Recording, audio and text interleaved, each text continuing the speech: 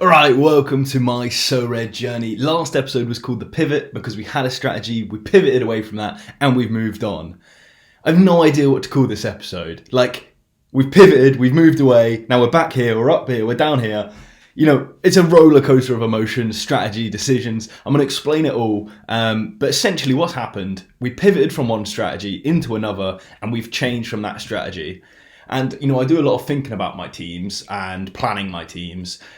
And this strategy decision wasn't really down to me. It was down to you guys. You know, you guys that watch and listen. There was a couple of comments from the last episode that really rang home. And, you know, it's sometimes you have this wild idea, you plan it all out, and you just need someone to second guess you and just be like, what are you thinking there? Like, this is what I think of this play, you know, almost a separate opinion. So let's drill into the actual what's actually happened essentially. So this is the All-Star Rare Pro team. Still very keen on All-Star Rare Pro. I want to give it a go. I think I'm good enough. I'm going to try and compete on a lower budget than most people. And, you know, I go from being the whale of the division in Limited to maybe a fish in All-Star Rare Pro, you know, somewhere in the middle, and you've got to find good bargains. You've got to make the most use of your capital. And the team looks very strong. You know, it scored really well. It was just unlucky to miss out on rewards. Azuni, I'm going to blame you for that. I can blame Pazvia for the miss of the clean sheet. But, you know, Blind, Pazvia, Vieira, some of the best scorers on the game. Adil can put up nice scores, as can Azuni. If you watched the last episode, you know, I was pivoting towards the World Cup. The second La Liga, Secunda, had gone up in price so much, I was like, it's probably not worth it anymore. I'll just fit into the World Cup. People don't seem to be going wild on prices. I've got Pazvia, Netherlands number one. A couple of you guys in the comments, and surprisingly enough, I realised Netherlands is actually my second most watched location. So shout out to all you guys. Come on, Max Verstappen, Van Dijk, Cruyff, all the boys. Big fan of the Dutch, so cheers for watching. But essentially, the second most watched nation actually watched my videos. And a few comments were like, I don't think Pazvia is number one, I think it's Sillerson. And I was like, well, I also thought it was Sillerson, but, you know, Pazvia got the last couple of games. But Pazvia only got the last couple of games because they're already top of the group. And I was like, yeah, that makes so much sense. Like, they're just giving Pazvia a run out in the world in like a couple of debut games because it's actually, you know, probably his last attempt to ever get to a World Cup or, you know, last attempt to play for his nation. So then when that happens, you're thinking, well, if I don't have the first choice, I'm going to have to go out and get the first choice. So I'm like, I can get Sillerson, he's a reasonable price. The only problem with that is that I also then need to buy Depay. So then do I sell Pazvia? And then it's like all these situations are changing when I've gone from having a super rare goalkeeper to needing a super rare, a striker, a new goalkeeper. And I was like, is it really worth it? There was so much going on. I had to go back to the basics and just plan everything out. You know, that's always been my strategy, is to outplan, outwork the opponents, you know, all of you guys playing along and all the other people playing the Rare Pro division. I was like, okay, so, you know, these are my kind of key teams at the moment, right? That's Parmas, Celtic, Ajax, and I added Liverpool because I was thinking, you know, I quite like the price of a couple of Liverpool players. So going through these, when would I be short of a player with current teams? You can see I've added Netherlands to the Ajax squad because my Netherlands players are from Ajax. And also, you'll remember, if you watched the last episode, I was really keen on Depay. I still am. I think Depay is a great pickup, but it is a big gamble on him getting a move after the transfer window. I'd say it's probably a wise choice because I don't think too many people are pricing that in. But of course, you need to be playing to your own budgets here. If you haven't got enough players to put out a five-man team, you can't be buying a punty Depay because if you waste all your money on someone that's not going to play, it's a lot tougher than if he's, you know, 1/50th of your gallery. So essentially, this was a plan, and I was looking at it, and I'm thinking, okay, well, I can use Pazvia up to here. Pazvia is one of the best scoring goalkeepers, right? Absolutely no problem with that. I've got a super at a great price. Then I can move into the Netherlands. Here I could bring in Sillerson. I wanted to get rid of my keeper, Volkan Babakan. Great scoring goalkeeper, really good value. I'd suggest going out and getting him if you do play thresholds. But I got him for that midweek and weekend utility, and the other goalkeeper plays Europa League, it looks like. So it's like, okay, a bit of a waste there. So happy to get rid of him. And then I can bring in Sillerson. But then, again, like I'm saying, I'd need to buy Depay. And then I'm still short of a player. And then I'm going to only be able to play them in Global All-Stars because, you know, I'd have to use Vieira, who obviously I want to make the most use of. And essentially, I just came to the thought, you know, you're getting caught up in World Cup mania. You know, I absolutely adore the World Cup. I wanted everything to be focused on it. But if it's not good value for money, don't waste your capital on it. Like I've said at the start, this is my big step up to Rare Pro. You need to be so prudent with your capital. So to cut a long story short, I planned out as many teams as possible with different options, how much depth I have, how much strength I had, all these scenarios before the World Cup, after the World Cup, in between, using my little spreadsheet, which I just made myself of, when the fixtures line up and all the rest of it. And I just had to find the best bargains. And this is what we came up with. Here we go. You can see we've gone back into pretty much La Liga 2 cards. They were just the best value for money, I thought, at the time. I'll go through each individual player, but we've got a Levante player, the Las Palmas goalkeeper, and a striker for Alaves. Again, gonna butcher every name. It's kind of what I do here. And to be honest, the key was unlocked with this man. Essentially, I was just needing a striker, I was needing a striker, ideally a super rare striker, because that just sets me up for so long. I can just play Pasvia and my striker. Striker is the biggest difficulty in this game for me at the moment. I've gone through so many players. Anyone under, say, like £2,000 in a rare, I've put a question mark next to literally all of them. I literally couldn't find one I was just really, really pleased with. And maybe you do, whatever. I could not find someone that fits my team at a reasonable budget. And to be honest, I was drawn to this guy because of the main man, Sorare La Liga 2. Again, I was just talking to him back and forth, and he was like, I'm looking to go after this guy. And I'm doing my research, and I'm like, okay, well, yeah, he can put up massive scores, but, why is he not playing? Why does no one care about him? And he explained the situation. Essentially, he thought he was going to get transferred away, didn't get it, got red carded, was suspended, all the rest of it, injured a little bit, I think, as well, maybe. And now he's here. And I'm like, oh, wait, so when he plays, he puts up 90s, and he hasn't been playing, but now he's expected to play again. And he's like, yeah. So I see a super at a reasonable price, but, 3x a rare. And I'm like, mate, come on. Super rares are going for pretty much 2x a rare at the minute. And I'm negotiating when he was going for £210. And the guy was like, it's too late, I'll get back to you tomorrow. Gets back to me tomorrow, and someone sold overnight. I didn't even have any idea this guy was selling for 256. So essentially, he's like added an extra £100 onto my price overnight. And I'm like, do you know what? It's still a fair price because people aren't looking at this guy because his L40 is 49. No one knows about him. They're top of the league, of course, so there's a risk of getting promoted. But if they get promoted, that means they're at least scoring goals. So even in between that, one of those have sold now for 280. So somewhere between 256 and 280. So double it, you're looking at like 510. £510 would be the fair price of him. And I managed to drive a hard bargain and managed to pick him up for 480. I was absolutely buzzing with that price.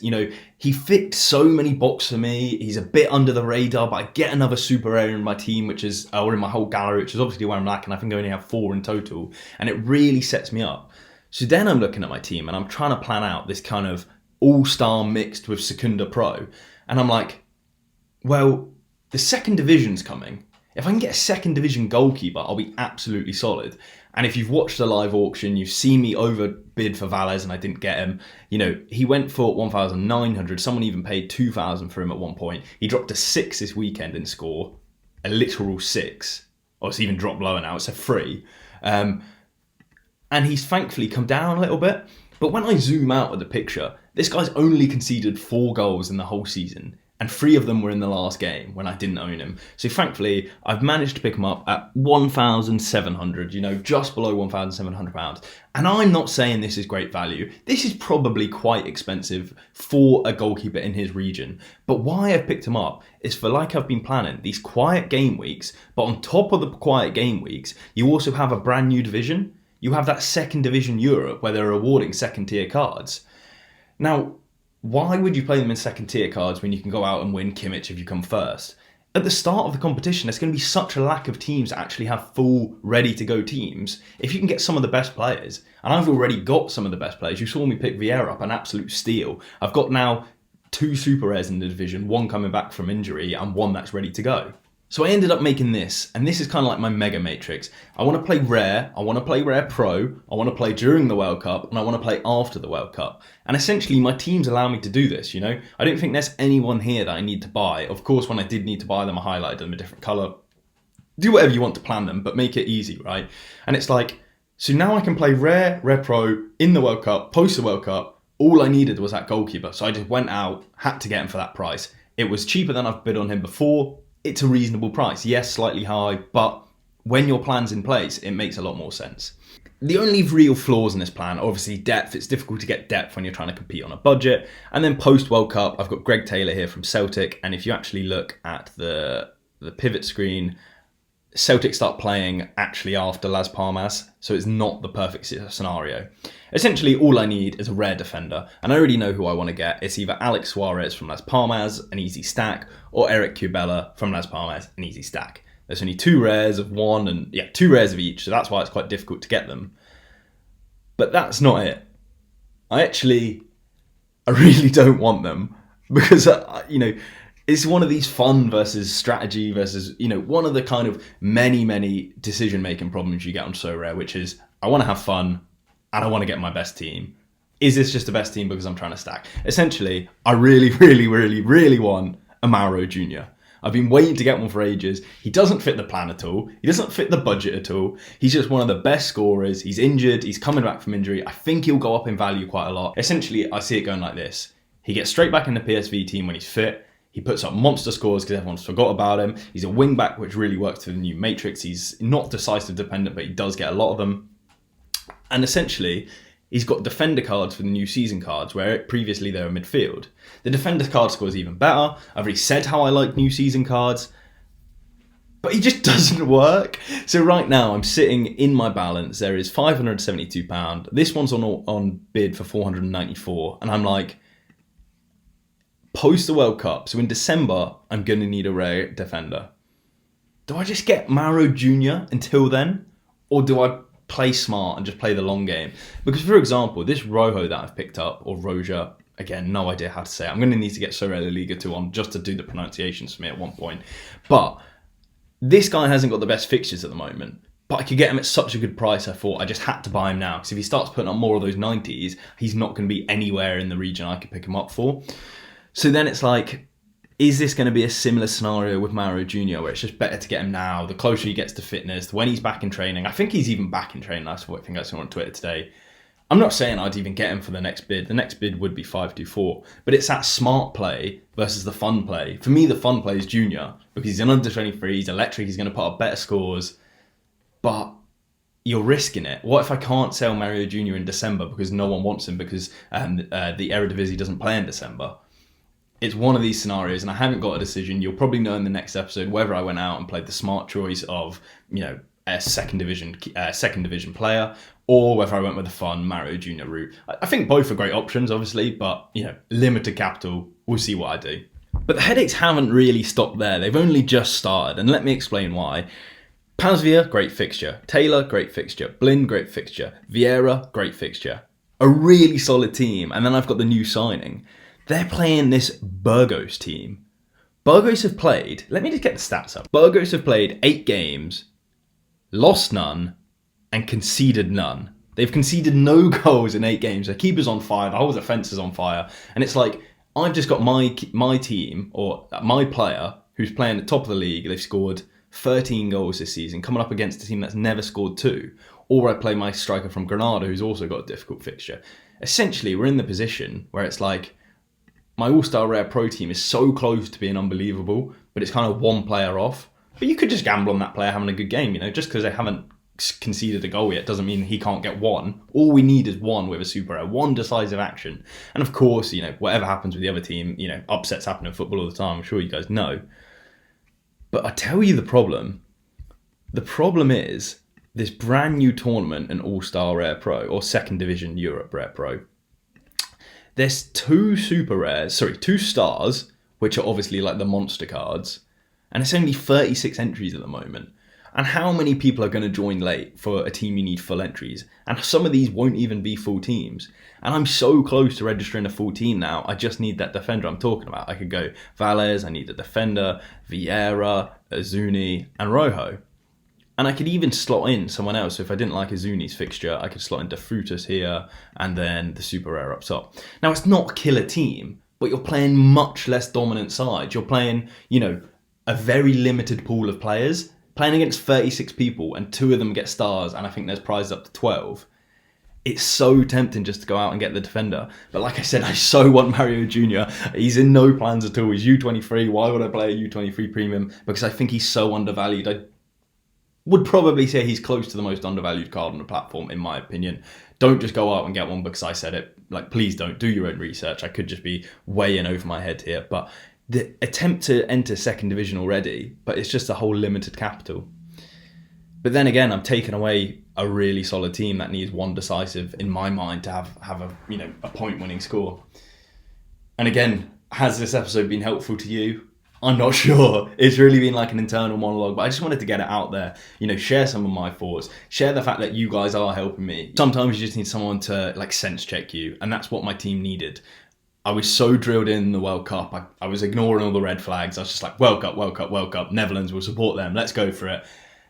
Too many red flags. I've finally woken up. I've woken up plenty in time, planned everything out, and now I've got plenty more headaches on the cards. I've been going on a lot about Rare Pro, but don't forget, I'm still putting my normal teams out. I'm still full in on limited cards.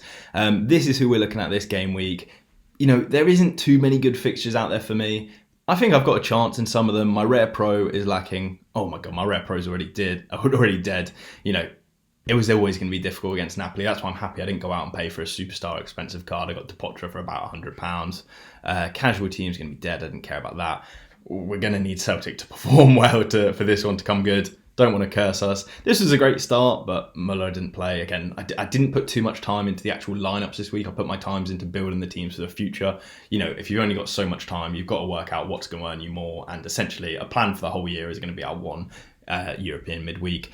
The big boy would be the specialist, and Trent started off with a goal against Rangers. Get it up, yees! But that's a great start. It's a very difficult one because Sestalo's a great card. Bono's got an all-right fixture. No, it's not an all-right fixture. Playing Dortmund, it's a bad fixture, I'd say. But because he's a goalkeeper, he can get away with it. And then Messi and Cruz. Who knows if Cruz is going to play, but I just thought, if you've got strong U40s, sometimes it's just best to full send into specialist, and I didn't really have much time. The only other one that's got a chance is, of course, the U23s. We've stuck with Pedri, we've kept the faith. When I went to watch Inter against Bayern at the San Siro when I was in Italy, they didn't put up any of a fight. I was actually very devastated with it because obviously I was trying to support them being in the home end, but it was difficult, very boring football. So that's why I thought Barcelona might get past them, and if not, Pedri can put up, decent scores as it is.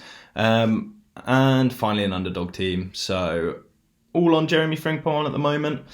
If he keeps a clean sheet, he's got a good chance. But who are they playing there? Porto, difficult fixture. So nothing too wild this weekend. Even for a limited Wales, some weekends or some midweeks, you do have them a bit of quiet ones, and that's kind of where we're at. This is just my journey, not every episode is going to be, this is what you should do, this is what you should do. I hope it helps you in some way, but essentially I'm just a little bit stuck, I'm not sure what to do next. There's plenty of good options, and I'm glad I've put myself in a position where there are good options and I don't have to go for the bad ones, but it's difficult. I think to finish this episode off, we'll just crack open these rewards. I think I got one casual reward and one tier 3. It was actually not a great week, but I'll show you the team that got me the points. Unlucky All-Star Rare didn't. It was a Specialist Limited, and if I could give a bit of tips, on the weekends for Specialist Limiteds, maybe don't put your best players in there. It is the best ROI, but it's so difficult to play now. There must be so many players playing. Essentially everyone's woken up to how good the ROI is, and it's slipping. 14,000 people. I'll need to see what to do about that next week. But we'll start with a tier 1 common. What I really want is a defender. Just give me a defender. I've got so many goalkeepers. Stop giving me forwards. I've got Messi and Neymar. No one plays. Delafeu is great value on the platform, but like I said, I can't sell him. Tier 3 limiters. I'm 100 to 1 to know who it is, I bet. South Korea? Midfielder? Jeju? Yuma Garam, we do know him, a legend of the channel. If you know him, you've been a long time follower of the My Sorare journey. If you don't know him, go and check out some of the other episodes way back in history. Go watch them all. I hope you liked this video. I hope it was entertaining for you. And if you did, leave it a like, subscribe, tell a friend, and yeah, all the best to you. Cheers.